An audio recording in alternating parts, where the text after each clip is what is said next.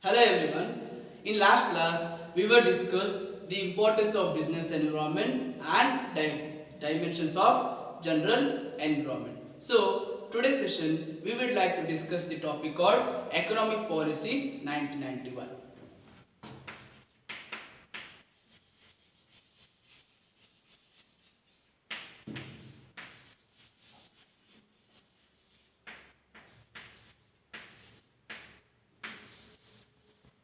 Economic policy refers to the actions that government take to influence the economy of a city, state or nation.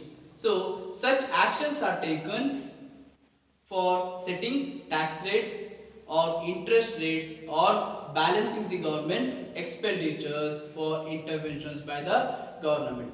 During 1991, India was facing a big problem called economic crisis. So the finance minister and the prime minister, they sat together, they discussed each other. Finally, they came out with new concept or new element that is called LPG.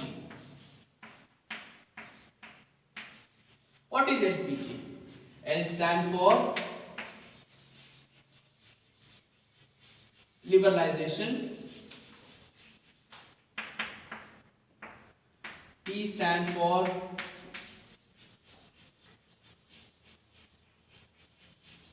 privatization, and G stand for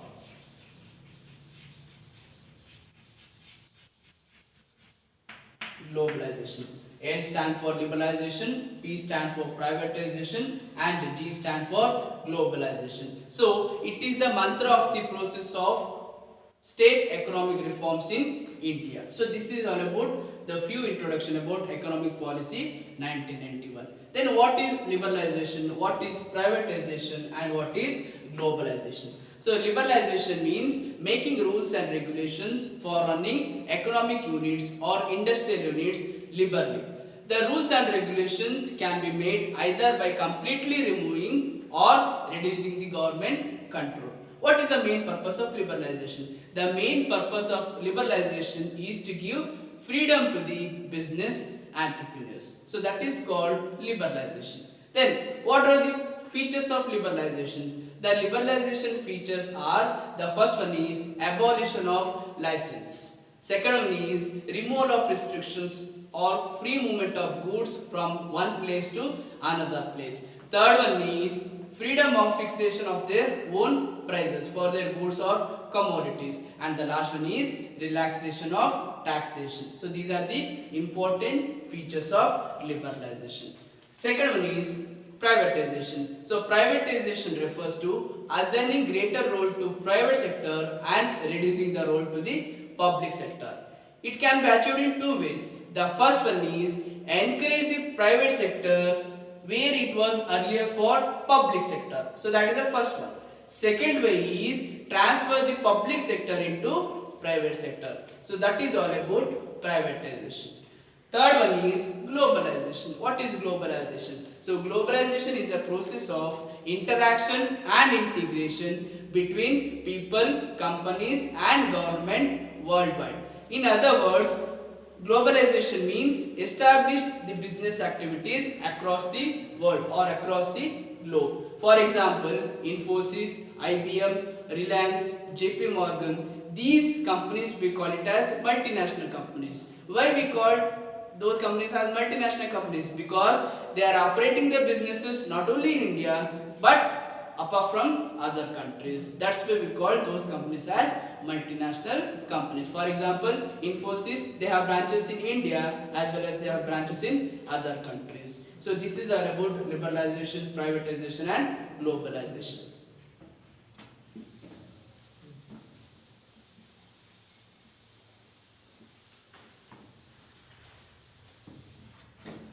The next concept is impact of government policy changes on business and industry.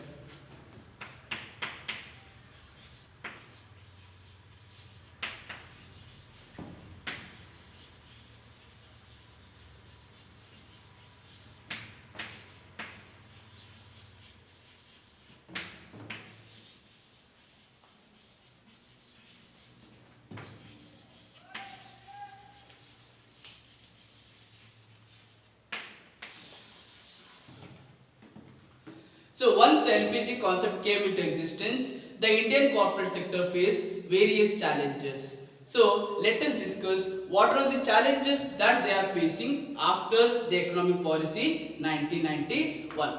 The first one is increasing competition.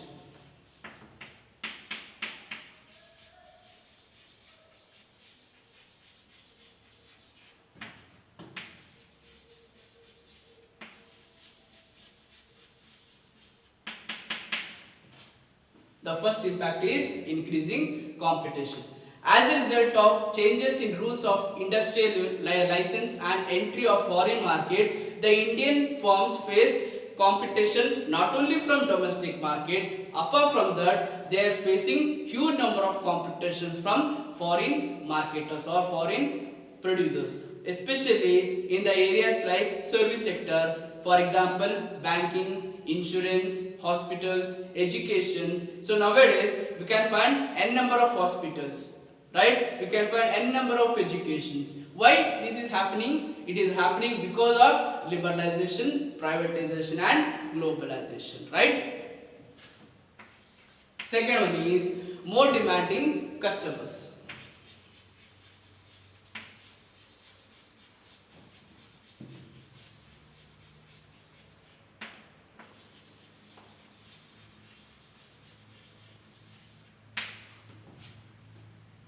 So customers today have become more demanding because they are well informed, they are well educated and they know their duties and powers. So before going to purchase any kinds of goods or commodities, first they will clarify their doubts. They will check whether the product quality is good or not because they have a number of alternatives. Finally, they will select the best one among those alternatives. That is called more demanding customer because the customer demands are more in market, right? Third one. The third one is rapidly changing technological environment.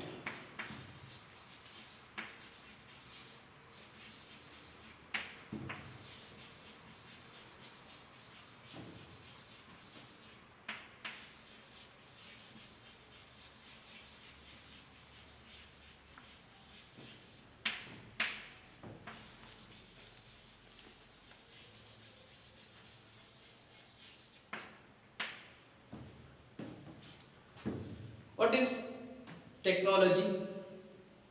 Do you have any idea?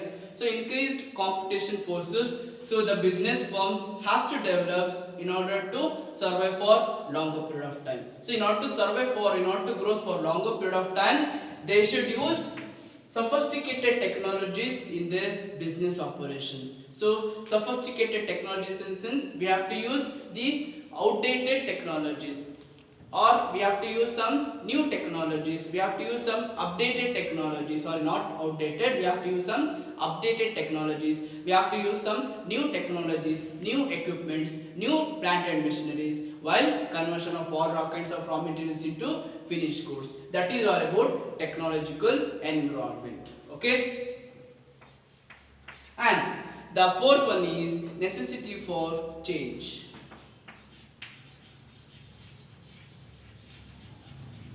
Necessity for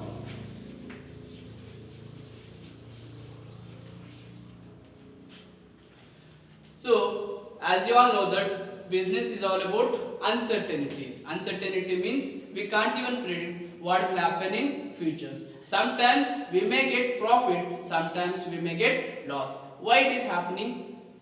Because of changes, right? So every time I'll not get the same product. So in earlier days we are following the constant policies, right? So will not changes any kind of prices, will not do any kind of modifications in the product. But today's market is not like that. So we have to keep on modifying the product. We have to add some new ingredients in our product. Then only that will attract the large number of customers. So in order to survive for longer period of time, we have to change ourselves and we have to change our product as per the customer taste and preferences.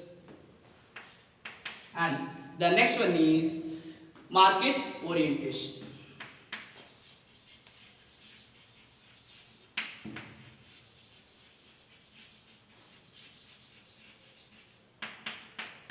So earlier days we were followed production oriented market. What is production oriented market? We had treated the producers as the king of the market. So first the manufacturer or the producers, they first manufacture the goods and they will sell those goods in the market, and the customers without choice or without demanding much, they should purchase those products. But today's market is not like that. Today's market is full of market orientation. Market orientation means before going to manufacture any kinds of goods or commodities, first we have to analyze the market, we have to understand the market, we have to check the needs and wants of the customers, right? How I can satisfy the customers, whether if I manufacture these kinds of products, that will attract for the customers or not. So we have to check all these things, then only we can go for conversion of raw materials into finished goods. Nowadays we have to treat the customers as God for us. Because of them, because of customers, we are earning profit, right? So they are the king of us. So we have to consider their needs and wants while manufacturing any kinds of goods or commodities. So these are the various impact of government policies changes on business and industries. The first one is increasing competition, second one is more demanding customers, third one is rapidly changing technological environment, fourth one is necessity for change, and the last one is market orientation. Thank you.